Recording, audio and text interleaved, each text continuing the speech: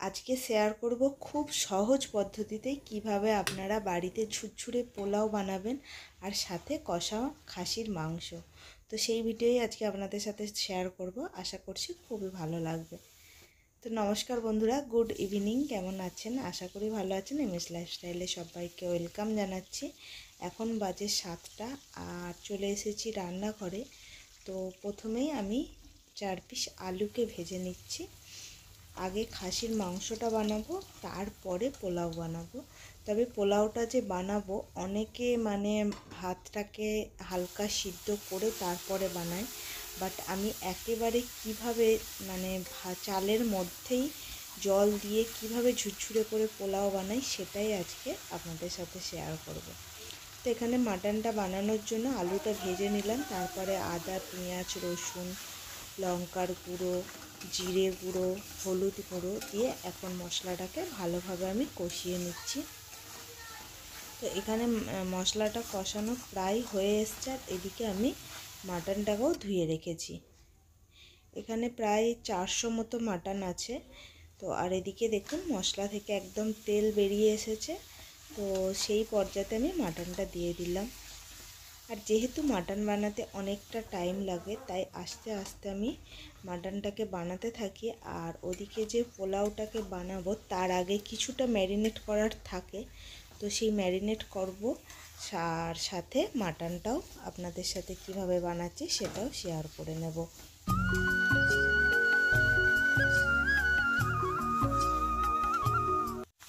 Mutton বানাচ্ছি, but নুন দিতেই ভুলে গেছি।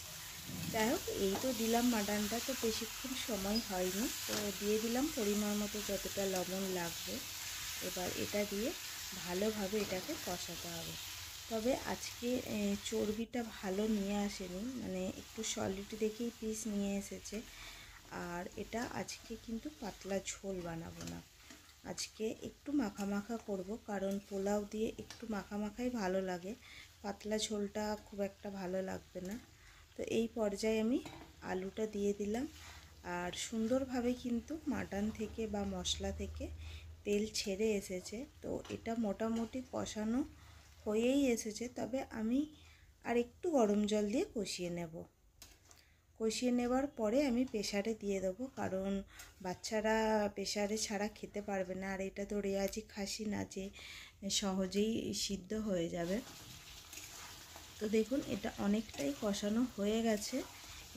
এই পর্যায়ে আমি প্রেসারে কিন্তু গরম জল বসিয়ে দিয়েছি। এবার প্রেসারে আমি এটাকে দিয়ে দেব, দিলেই কিন্তু মাটনটা রেডি হয়ে যাবে। এবার চলে আসি পোলাওয়ে। তো এখানে আমি চালটা নিয়ে নিয়েছি। এবার চালটাকে আমি ভালোভাবে ধুয়ে নেব। চালটা ধুয়ে নিয়েছি। এবার সুন্দর করে জলটা আমি পুরো ঝরিয়ে নিয়েছি। নিয়ে এবার দিলাম হলুদ, যতটা পরিমাণ লাগবে দিলাম 1 চামচ ঘি। ঘিটা তো যতই গলিয়ে দাও, চালের মধ্যে জলের ছোঁয়া পেলেই তো বসে যাবে। আর গুঁড়ো গরম মশলাটা ছিল না, তাই গোটা গরম মশলাটাই আমি গুঁড়ো করে একটুখানি থেতো করে আমি এর মধ্যে মিশিয়ে দিলাম। এবার এটাকে আমি ভালোভাবে মেখে নেব সুন্দর করে। এখানে কিন্তু আমি সুন্দর করে মেখে নিয়েছি এটাকে।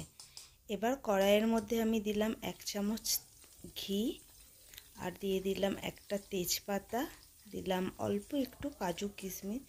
পোলাওতে কাজু কিশমিশটা না হলে কিন্তু ভালো লাগে না, কিন্তু আমাদের আবার অতটা ভালো লাগে না, কিশমিশটা তো একদমই ভালো লাগে না, মুখে খুব মিষ্টি মিষ্টি লাগে, তাই অল্প করেই দিলাম একটু। এবার দিয়ে দিলাম চালটা যে মেখে রেখেছিলাম। এটা মোটামুটি আমি আধা ঘন্টা ম্যারিনেট করে রেখেছিলাম।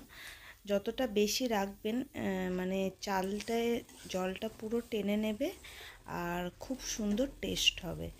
তো যাই হোক, এখানে আমি সুন্দর করে কিন্তু ভেজে নিলাম চালটাকে। ভেজে গরম জলটা দিচ্ছি। এবার যেটা দিচ্ছি জলটা, এটাই হলো মেন, যত কাপ আপনি চাল নেবেন তার ডাবল জল দেবেন, গরম জল, তবেই কিন্তু একদম ঝুরঝুরে হবে।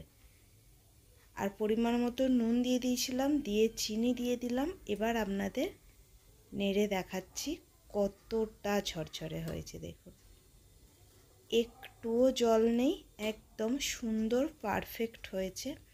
ওই বললাম না, আমার 2 কাপ, বড় কাপের 2 কাপ 2 গ্লাস মতো, ছিল, তো আমি এখানে 4 কাপ জল দিয়েছিলাম। তো দেখুন কি সুন্দর ঝুরঝুরে হয়েছে। তবে আরেকটু ঘি লাগবে, ঘিটা কম হয়েছে, তো এখানে আরেকটু আমি ঘি দিয়ে দিলাম। যারা মানে হালকা খেতে চায় কিন্তু তারা না দিলেও হতো, আমি একটু দিলাম, খুবই কম হয়েছে ঘিটা তার জন্য। এবার এটাকে সুন্দরভাবে মিক্স করে নিলেই কিন্তু সুন্দরভাবে পোলাওটা একদম রেডি হয়ে গেছে। আর ওদিকে আমার মাটনটাও হয়ে গেছে, তাই দেরি না করে ডিনারটাও রাতে সেরে নেব। তো দেখুন কত সুন্দর ঝুরঝুরে পোলাও একদম। আপনারাও চাইলে কিন্তু এরকম মানে একদম মেপে মেপে সুন্দরভাবে করতে পারেন। তবে অনেকেই পোলাও বানাতে ভয় করে, তো এরকমভাবে মেপে মেপে করলে কিন্তু কোনো সমস্যা হবে না। তো যাই হোক, আজকের ভিডিওটা তাহলে এখানে শেষ করছি। ভিডিওটা কেমন লাগলো জানাবেন, আর ভালো লাগলে চ্যানেলটা সাবস্ক্রাইব করবেন।